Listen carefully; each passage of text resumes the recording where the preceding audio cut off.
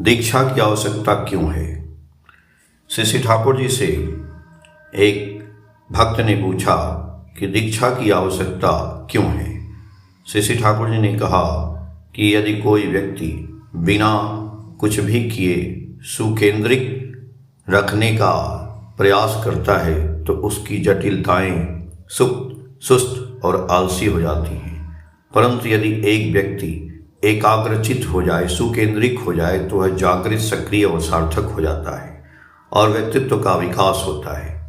यदि हमारे शरीर की सभी कोशिकाएं सुकेंद्रित न हो, एकाग्रचित्त न हो, तो वे बिखर जाएंगी, आवेगों का संचरण नहीं कर पाएंगी और पृथक ही रहेंगी। एकाग्रचित सुकेंद्रित होना ही प्रगति का परम मार्ग है। फिर प्रश्न पूछा गया कि एक ही स्थान पर सीमित रहने की क्या आवश्यकता है।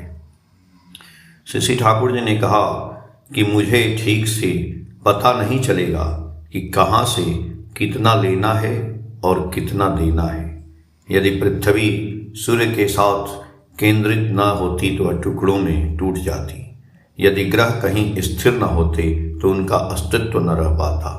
हम में से प्रत्येक के भीतर जुड़ाव का भाव है, प्रेम और आकर्षण स्वाभाविक है।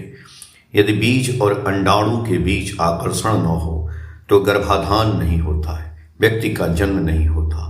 उस आकर्षण की रक्षा के लिए सुकेंद्रित होना आवश्यक है। इसीलिए ब्राह्मण, क्षत्रिय और वैश्यों को कम उम्र में दीक्षा लेनी पड़ती थी। दीक्षा शब्द दक्ष से आया है। दीक्षा का अर्थ है वह जो हमें दक्ष बनाता है। जय गुरु।